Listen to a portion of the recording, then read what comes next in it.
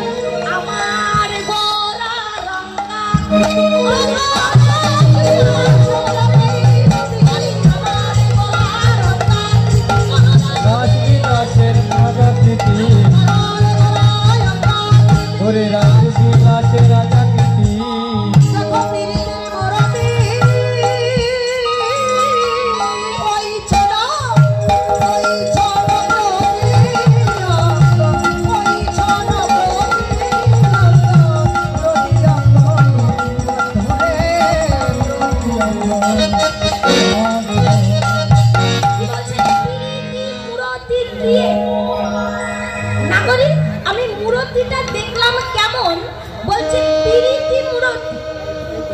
বাবা রূপ তো অনেক রকমের দেখেছি, কিন্তু পিরিতির রূপ একটি সচরাচর দেখতে পাওয়া যায়, যে রূপ দেখলেই মনের মাঝে প্রেমের উদয় ঘটে।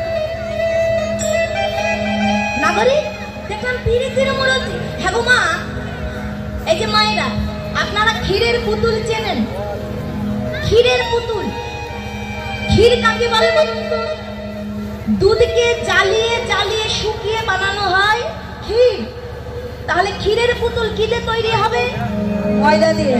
হ্যাঁ, এই যে মায়েরা আপনারা কিন্তু কেউ ভাববেন না আমি দূর থেকে কীর্তন নিয়ে এসেছি, তার জন্য কথা বলা বারণ। আমি কে বলুন তো, আজ এই বৃন্দাবনে যত ভক্ত উপস্থিত হবে আমি কিন্তু সকলের মা বলে দিলাম, আগের থেকে বোঝাপড়াটা করে নিচ্ছি। তাহলে আমি কে? কে? মা। তাহলে মায়ের সঙ্গে কথা বলতে হবে না? হবে তো? তাহলে ক্ষীরের পুতুল কি দিয়ে তৈরি হবে? অবশ্যই ক্ষীর দিয়ে। ময়রা কি করেছে, ক্ষীর দিয়ে পুতুল তৈরি করে মেলার মাঝে বিক্রি করতে নিয়ে গেছে। আর সেই মেলাতে একজন পিতা গেছে তার 2 জন সন্তানকে সঙ্গে নিয়ে, এবার মেলার মাঝে ঘুরতে ঘুরতে ঘুরতে, ছোট তো যেই না পুতুল দেখেছে বাবার কাছে আবদার করছে, ও বাবা, বাবা ওই যে বাবা, ওই যে দোকানে কি সুন্দর পুতুল সাজানো, ও বাবা, বাবা একটা পুতুল কিনে দাও না বাবা। কি গো মা, ছোট সন্তান মেলাতে যখন নিয়ে যান আবদার করে না, ও মা একটু পাপড় ভাজা কিনে দাও, ও মা একটু গাড়ি কিনে দাও, একটু পুতুল কিনে দাও, আবদার। তা যেই না আবদার করেছে, ছোট বোন পাশে ছিল, তা বোন বলছে, এই দাদা, ও তুই একাই পুতুল নিবি আর আমি বুঝি পুতুল নেব না? ও বাবা, এইটা বলে রাখছি, দাদাকে যদি পুতুল কিনে দাও তাহলে কিন্তু আমাকেও পুতুল কিনে দিতে হবে। বাবা বলছে, আরে বাবা মেলার মধ্যে আর ঝগড়া গন্ডগোল করতে হবে না, চল পুতুল কিনে দিচ্ছি। ময়রাকে গিয়ে বলেছে 2খানা পুতুল দাও। তার ছেলেকে দিয়েছে বউ পুতুল আর মেয়েকে দিয়েছে বর পুতুল। বাড়িতে এনে খুব সুন্দর খেলাধুলা চলছে। এবার খেলতে খেলতে মা বলছে, বাবা রে, এ পুতুল খেলার পুতুল নয়, এ পুতুল খাওয়া যায়। ও মা, বাবা এতদিন তুমি এত পুতুল কিনে দিয়েছো, কিন্তু পুতুল আমার যে খাওয়া যায় এমন পুতুল তো কখনো দেখিনি। এই বোন, বোন নে, তোর বরটা এবার তুই খা আর আমার বউটা এবার আমি খাই। এই বলে তো দাদা মুখের মধ্যে বউ পুরে দিয়েছে, আর বোন পুতুলের সামনে থেকে পেছন অব্দি শুধু দেখেই যায়।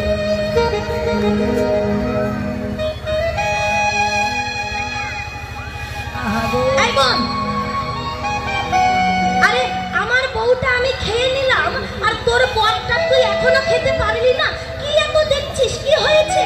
বলছে, এই দাদা একটু কাছে আয়, দেখে জানা আমার বরের মুখটার দিকে একবার দেখ। দাদা আমার বরের মুখটা কত সুন্দর রে, মুখের কথা কি বলবো দাদা, 2খানা হাত, 2খানা পা, একটা পেট, যেই দিকে তাকাই সেটাই সুন্দর লাগছে। আমি না বুঝতে পারছি না যে বরের কোথায় কামড় দিলে সব চাইতে বেশি স্বাদ লাগবে। হ্যাঁ গো মা, বিয়ে করেছেন? বিয়ে করেছে, ও বর আছে, বড় আছে, আবার বিয়েও করেছে। হ্যাঁ গো মা, বরের কোথায় কামড় দিলে সব চাইতে বেশি টেস্ট লাগে গো? মাথা। মাথা? না না, এ হতেই পারে না। আমার এই যে এখানকার মায়েরা এত লক্ষ্মী সোনা মায়েদের মতো চুপচাপ বসে আছে, একটা শব্দ নেই, একটাও শব্দ নেই। তাহলে এত লক্ষ্মী মায়েরা কি বাবাদের মাথা আরে মোদির কথা নাই নাই, তা যেই না বলেছে কোথায় কামড় দিলে স্বাদ লাগবে, সঙ্গে সঙ্গে মা মাথায় একটা চাটি মেরে বলছে এই বাবু,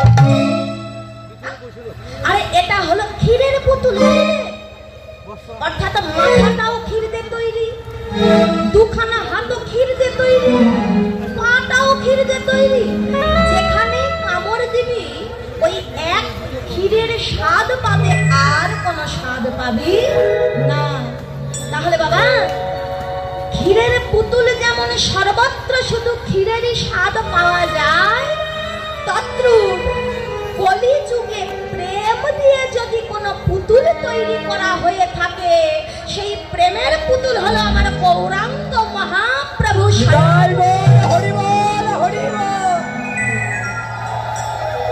যাহার বদন পানে চাইলেও যেমন মনের মাঝে প্রেমের উদ্গার ঘটে, যাহার হেমদণ্ড বাহু পানে চাইলেও তেমন মনের মাঝে প্রেমের উদ্গার ঘটে, যাহার চরণ পানে চাইলেও তেমন মনের মাঝে প্রেমের উদ্গার ঘটে। তাই তো বলেছিল নাগরী রে, ও তো কোনো মানুষ নয়, যেন একটা পিরিতির দোকান সাজিয়ে বসে আছে। আর কি বলছেন, রূপ ও স্বরূপ ধর। বাবা এখানে একবার বলছে রূপ, আর একবার বলছে স্বরূপ। তাহলে মা রূপটা কি? রূপটা হলো এই যে আমি একজন নারী। রূপটা কি? আমি একজন ছাত্রী। রূপটা কি? আমি একজন বড় ডাক্তার। রূপটা কি? আমি একজন বড় ইঞ্জিনিয়ার। রূপটা কি? আমি একজন বিজনেসম্যান। এটা কি? এই জাগতিক জগতের এক একজনের রূপ। বাবা এই রূপের ভিড়ে ঘুরতে ঘুরতে আমি আমার স্বরূপটাকে ভুলে গেছি। বাবা এ জগতের জীব, কলির জীবের রূপ মনে রেখেছি। এই রূপের জন্য আমাদের কত কিছু চাহিদা, বাজারের সব চাইতে দামি সাবানটা কিনে আনছি, চুলের জন্য বাজারের সব চাইতে দামি শ্যাম্পুটা কিনে আনছি। আমি এই রূপের এত যত্ন নিলাম, কিন্তু যেটা আমার স্বরূপ, আমি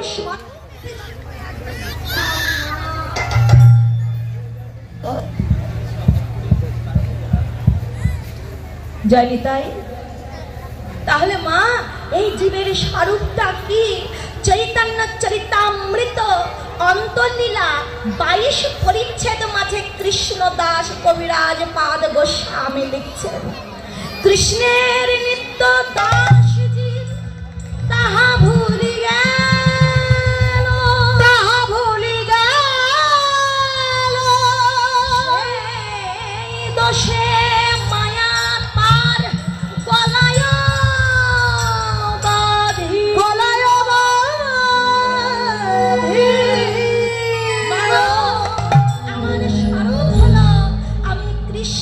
চরণের নিত্য দাস। কিন্তু মা আজ আমি সেই দাসত্ব ভুলে গেছি। আমি দাসত্ব ভুলে গেছি, আমি ভগবানের দাস। এ কারণে কি হয়েছে, মায়াটা আমায় গ্রাস করেছে। আমার মাতা, আমার পিতা, আমার স্ত্রী, আমার পুত্র, সকল আমার আমার মাঝে যিনি প্রকৃত পক্ষে আমার ছিলেন, সেই আমার ভগবানকে আমি ভুলে গেছি। মা একবেলা আমার সন্তান না খেয়ে থাকলে আমার ঘুম আসে না। আহা, আমার ছেলেটা আজ সারাদিন থেকে না খেয়ে আছে, কত না কষ্ট পাচ্ছে। একবেলা আমার স্বামী না খেয়ে থাকলে আমি চিন্তায় মরে যাই, কাজে গিয়েছে এখনো খেতে পাইনি, আহারে কত না কষ্ট হচ্ছে। কিন্তু মা আমার ভগবান বললেন, ভক্ত দিলে আমি পাই, আর ভক্ত না দিলে ভগবান আমি অনাহারে যাই। বলো হরি বল।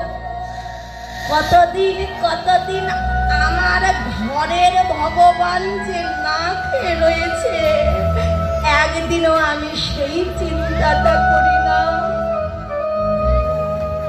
মাগো, ভগবান পাবো কি করে? আমার ভগবান বলছে, আগো আমাকে পাওয়ার জন্য কিছু প্রয়োজন নেই। আমি ভগবান যে বড় কাঙাল।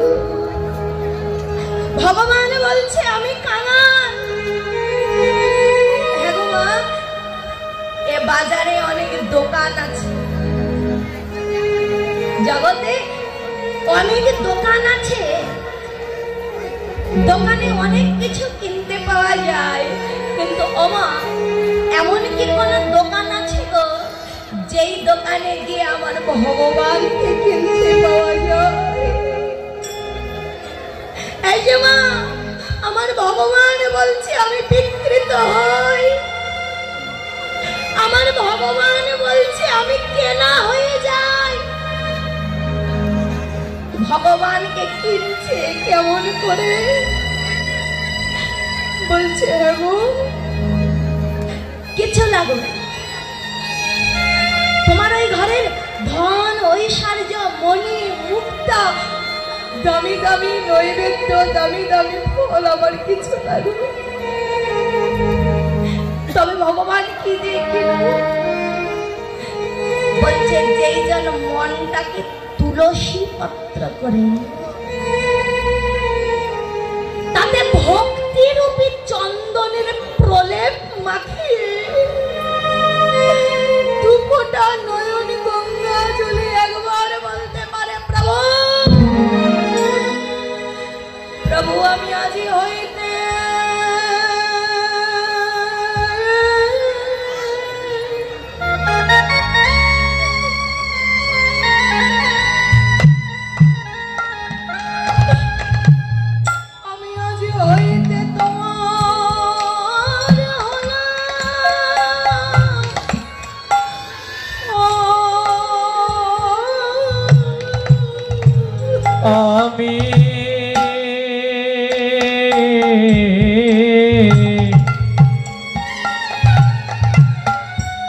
আমি আছে হইতে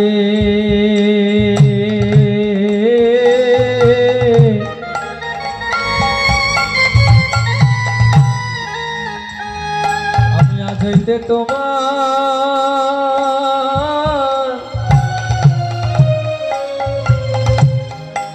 আমি তোমার হলাম।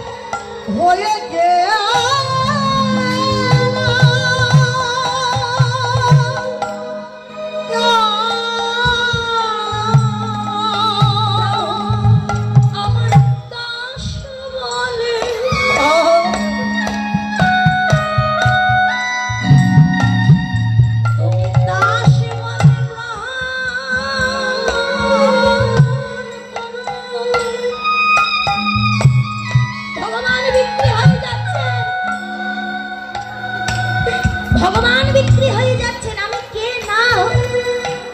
আমি সেই ভক্তের মাতা হই, আমি সেই ভক্তের পিতা হই, আমি সেই ভক্তের ভাই হই, আমি সেই ভক্তের হরিবল হরিবল। মাগো, এই জগতে পিতা মাতা সন্তানের সঙ্গে বেঈমানি করে, সন্তান পিতা মাতার সঙ্গে বেঈমানি করে, ভাই ভাইয়ের সঙ্গে বেঈমানি করে, বন্ধু বন্ধুর সঙ্গে বেঈমানি করে, কিন্তু আমার ভগবান বলছে হ্যাঁ গো, এই জগতে কোনো ভক্ত যদি আমার শ্রীচরণে একবার আত্মনিবেদন করে দেয়, আমি ভগবান কোনোদিনও ভক্তের সঙ্গে বেঈমানি করি না। হরি বল হরি বল হরি হরি বল। তাই বলছি মা, পাওয়ার মাধ্যম কিছু লাগবে না, শুধু প্রেম। ওই যে নরোত্তম দাস ঠাকুর যিনি প্রেমের মহাযান, তিনি প্রেম ভক্তি চন্দ্রিকাতে লিখেছেন, জ্ঞান কাণ্ড কর্মকাণ্ড উভয়ে বিষের ভাণ্ড, অমৃত বলিয়া যে বাথায় নানা জনি ভ্রমণ করে অবশেষে অধপথে যায়। আমি মনে মনে ভাবছি কি, গীতা অধ্যয়ন করে, ভাগবত অধ্যয়ন করে, চৈতন্য চরিতামৃত অধ্যয়ন করে আমি ভগবান পাবো। আমার মাঝে বিশাল জ্ঞান, আমি বিশাল পণ্ডিত। আমি মনে মনে ভাবছি এত জ্ঞান দিয়ে ভগবান পাবো। নরোত্তম দাস ঠাকুর বললেন, ওহে কলির মূর্খ জীব, জ্ঞান দিয়ে কোনোদিনও আমার ভগবান লাভ হয় না। আর কি বললেন? বলছে কর্মকাণ্ড। মাগো, আমি প্রতিদিন বাড়িতে সকালবেলা ভোর 4টার সময় উঠে স্নান করে তিলক কেটে ভগবানের সম্মুখে পূজা দিচ্ছি ঘন্টা নাড়িয়ে, ত্রিসন্ধ্যা গায়ত্রী করছি, মালা জপনা করছি, তিলক দিচ্ছি। মনে মনে ভাবছি, ওরে বাবা, আমি এত কিছু করছি, নিরামিষ খাই, মালা জপি, আবার ত্রিসন্ধ্যা গায়ত্রী করে, ভগবান তো আমি পাবোই পাবো। বললেন, ও হে জীব, সারা জীবনে মালা জপে গেল, সারা জীবনে নিরামিষ খেয়ে গেল, আমার ভগবান পাওয়া যায় না। আমি কি ভাবছি, এটা অমৃত। চৈতন্য চরিতামৃত অধ্যয়ন করছি, এটা অমৃত। ভাবছি কি, প্রতিদিন পূজা দিচ্ছি, অমৃত। বলছে এই অমৃতটাই হলো বিষ। এখন অনেকে বলবেন, তাহলে মা আমরা কি চৈতন্য পড়বো না? তাহলে মা আমরা কি মালা জপবো না? বলছে না, চৈতন্য অধ্যয়ন করতে হবে। এ জগতে, এই কলি যুগে সনাতন ধর্মের জন্ম গ্রহণ করে যেই জন আমার চৈতন্য মহাপ্রভুর জীবনী সম্পর্কে জানে না, সে জন্মগ্রহণ করলেও সে কোনোদিনও সনাতন ধর্ম হতে পারে না। কিন্তু করবো কি করে গো? বলছে, হ্যাঁ গো করো, কিন্তু অহংকার যুক্ত হৃদয়ে নয়। ওই যে মীরাবাই বলেছে, নিত্য স্নানে হরি মিলতা তো বহুত রাহে জলজন্তু হরি। প্রতিদিন গঙ্গায় স্নান করে যদি ভগবান পাওয়া যেত, তাহলে এই জলের মাঝে কত প্রাণী থাকে, তারাই আমার ভগবান লাভ করবে। তাহলে এখন বলবে, তাহলে মা গঙ্গায় কি স্নান করবো না? বলছে না, বলছে গঙ্গায় প্রতিদিন স্নান করতে হবে না, কিন্তু অহংকার মুক্ত চিত্তে প্রেম ভরে একদিন যদি গঙ্গায় স্নান করো, নিতাই গৌর হরি বল বলে ভগবান। তাহলে বিষয়টা কি? বলছে সকল কিছু ছাড়ো, প্রেমের সন্ধান করো, সব ছেড়ে দাও, প্রেমের সন্ধান করো। কিন্তু বাবা, প্রেমটা কি বাজারে কেনা কোনো দ্রব্য গো? বাজারে গেলাম, প্রেম কিনে নিয়ে বাড়ি চলে এলাম সোজা? বলছে না। তাহলে প্রেমটা পাবো কোথায়? বলছে ভালোবাসা গাঢ় হয়ে রতিয়া, আরে রতি গাঢ় হলে প্রেমের উদয়, প্রেমের সারা মহাভাব জানি, আর মহাভাবের মূর্তি আমার রাধা রাধা রাধা রাধা ঠাকুর। কি বলছে? প্রেম যদি পেতে চাও, ভালোবাসা। মা, ভগবান পাওয়ার মাধ্যম কিছু করতে হবে না, বলছে ভালোবাসা করো। এই বাসাটা আগে ভালো করো।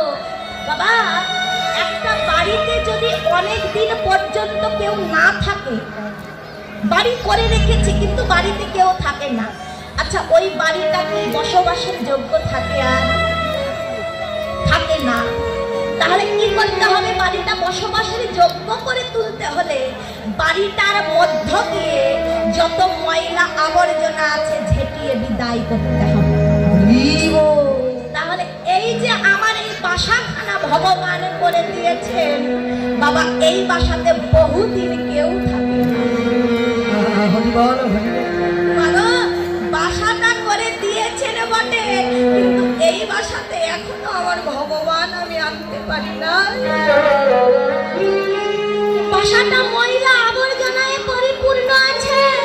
কাম, ক্রোধ, লোভ, মোহ, মদ, মাশ্চর্য, এই রিপুরূপী ময়লা আবর্জনা আমার হৃদয় চিত্তটাকে ময়লা করে রেখেছে। বলছে হ্যাঁ গো, এই ময়লাগুলো আমি পরিষ্কার করতে হবে। করবে কে? গুরু চরণে ভক্তি যার, তার হয়ে যায় ভব পার। সমনকে করেছে জয়, তার লাভের নাই কো পারাপার। গুরুকে নাগর করি, আপনি হয়ে নাগরী। বিশ্রাম ভাবে ভজন করি, তারা নিত্য সেবার পাই অধিকার। কাম ভাবে যারে করেছ আশ্রয়, প্রেম ভাবে সেই জনা সখী গুরু হয়। গোপীর ভাব লয়ে ভজে, এই ত্রিতাব জ্বালা দূরে যায় কৃষ্ণ।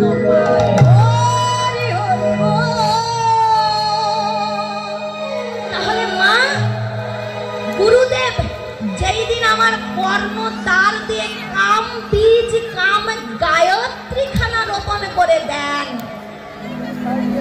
এই কাম বীজ, কাম গায়ত্রী রোপণ করে দেবার সঙ্গে সঙ্গে আমার হৃদয়ে টিকছে রিপুরূপী যে ময়লাগুলো রয়েছে, এই ঝড়রিপু ময়লাগুলো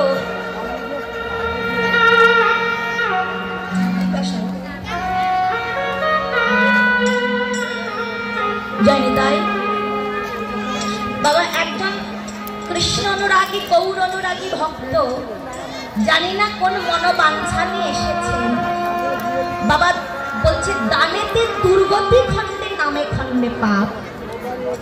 তিনারা দান করতে এসেছে, যেই দানের ঊর্ধ্বে আর কোনো দান নেই, সেই দান নিয়ে এসেছে। পারছে নিতাই গৌর হরি বল বলে সেই দিন হতে এই বাসাখানা ভালো হরি হরি বল, হরি বল, হরি। আর একবার যদি বাসাটা ভালো হয়ে যায়, কি বলছেন? ভালোবাসা কারো হয়ে রতি আখ্যা হয়। বাবা, এই জীব এলো কোথা থেকে, আবার যাবে কোথা থেকে? বলছে এই সন্ধানটা যিনি করতে পারছে, অর্থাৎ আত্মরক্ষাটা যিনি করতে পারছেন, এই আত্মরক্ষার মধ্য দিয়ে প্রেমের উদয় হয় চিত্ত মাঝে, আর যেই প্রেম দিয়ে আমার ভগবান লাভ করা সম্ভব। মা যদি নাহি পুনঃ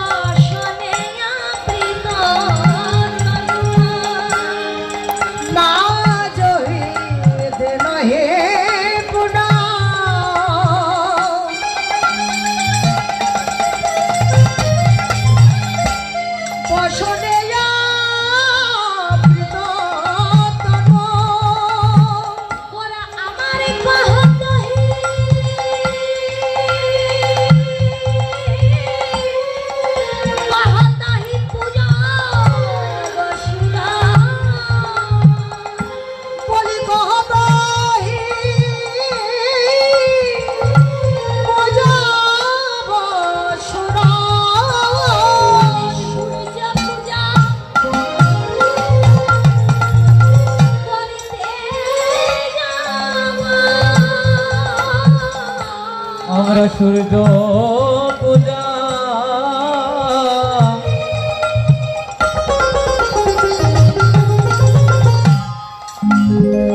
করতে যাব।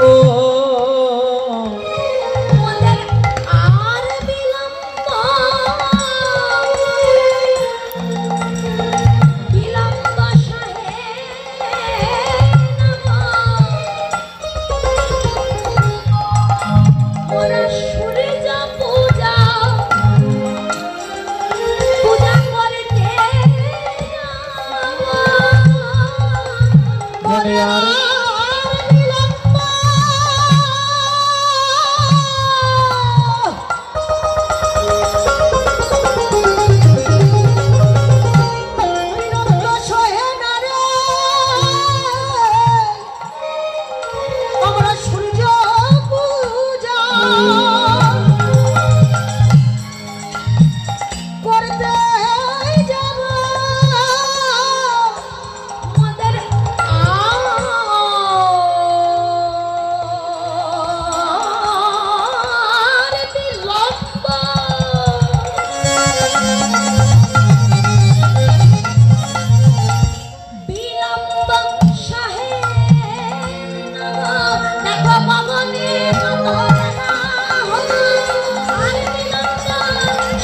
করে গগনে কত বেলা হলো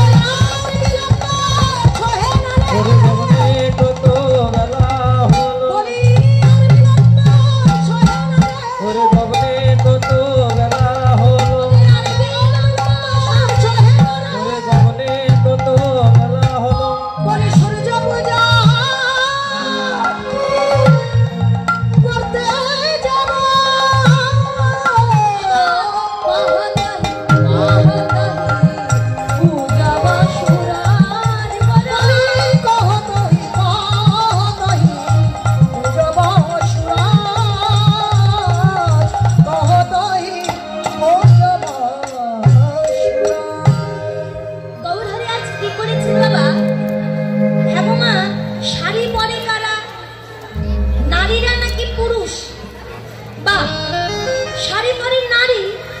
কিন্তু আজ গৌরহরি শ্রীবাসী গৃহে নিজে শাড়ি পরিধান করেছে। শ্রীবাসী গৃহে শাড়ি পরিধান করেছে, কিন্তু মা বাঙালি মায়েরা যখন শাড়ি পরে শাড়ির আঁচলটা দেয় কোন দিকে? বাম দিকে। কিন্তু গৌরহরি আজ শাড়ি পরেছে, শাড়ির আঁচলটা দিয়েছে ডান দিকে। মাথায় বিশাল বড় একখানা ঘোমটা দিয়ে বাম হাত দিয়ে ধরে রয়েছে আঁচল। গৌরহরি তাকিয়ে দেখছে, বারবার বাম তাকানোর ভঙ্গিমাখানা কেমন, বারবার গৌরহরি বাম নয়নে তাকিয়ে রয়েছে। যখন চলছে সর্বপ্রথম বাম চরণটা যাচ্ছে। গৌরহরির এহেন ভাব দেখে স্বরূপ বলে উঠলেন, হ্যাঁ গো নবী আলসী, কে কোথায় আছে একবার দেখে যাও, দেখে যাও, দেখে যাও। সঙ্গে সঙ্গে নিত্যানন্দ প্রভুকে স্বরূপের মুখটা চেপে ধরলেন। দাঁড়াও স্বরূপ, স্বরূপ বহিরঙ্গ ভক্ত নিয়ে করেন প্রভু আমার নাম সংকীর্তন, কিন্তু অন্তরঙ্গ ভক্ত নিয়ে করেন প্রভু আমার রসাস্বাদন। স্বরূপ গৌরহরি আজ যেই ভাবটা ধারণ করেছে, এটা যে নদিয়ার বহিরঙ্গ ভক্তের জন্য নয়। এই মুহূর্তে শ্রীবাসী গৃহের দরজা জানালা সব লাগিয়ে দাও, এই যে আর কাউকে দেখানো। কি করলেন? সঙ্গে সঙ্গে শ্রীবাসী গৃহের দরজা জানালা সব বন্ধ হয়ে গেল। গৌরহরি আমার করেছে বলছে সুরাজ পূজা। এই জাগতিক জগতের কোন সূর্য পূজা আমার গৌরহরি করেনি। এটা কোন পূজা? বলছে এটা সুরাজ পূজা। একটি বহিরঙ্গ ভাব, একটি অন্তরঙ্গ ভাব। বাবা, সব কিছু যদি কীর্তন আসরে বলে দেওয়া যেত, তাহলে কলিযুগে গুরু ধরার আর প্রয়োজন পড়তো না। তাহলে সুরাজ পূজা, যারা গুরু আশ্রয় করেছেন, শিক্ষা গুরুর কাছে গিয়ে জেনে নেবেন এই সুরাজ পূজা অর্থটা কি। কিন্তু একবার যদি সময় চলে যায় আর হবে না। তাই বলছে 60 পেরোলে এমনি সাধু, শুধু দেহে আর সাধু হতে হবে না, থাকতে থাকতে সাধু হয়ে যাও। আর বহিরঙ্গ ভাব কি? বহিরঙ্গ ভাব সু। সু মানে কি? ভালো। সু মানে ভালো। আর রাজ শব্দের অর্থ ধুলি। তাহলে আমার গৌরহরি বহিরঙ্গ ভাব কোনটা? সুভক্তের চরণ ধুলির পূজারী ছিলেন। তিনি জাগতিক জগতের কোন সূর্য পূজা করে নাই। তাই আজ গৌরহরি সেই ভাবটা ধারণ করেছেন, দর্শন করছেন সকল ভক্তগণ। বলি এ রাধা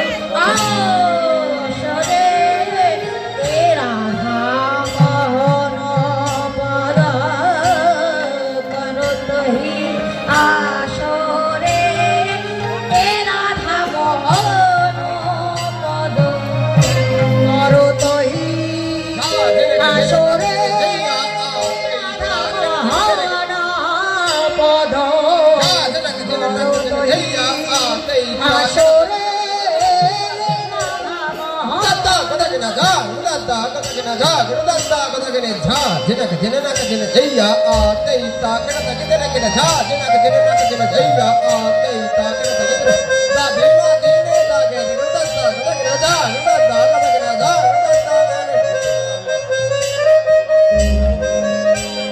दत्ता दागे नादा दागे नादा गिना तिता तिता हुरदाता दागे नादा दागे नादा गिना तिता तिता जितना हेगना लगना घेना के था आधा घेना घेना के था आधा घेना घेना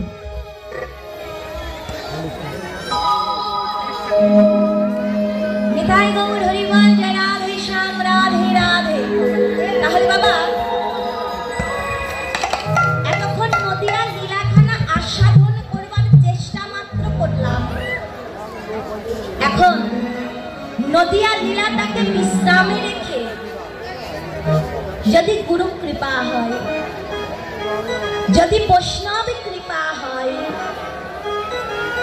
यदि माয়ের कृपा है श्रीमती राधा रानीर कृपा है ताहले बृंदावन लीलाखाना आस्वादन करबार चेष्टा मात्र करब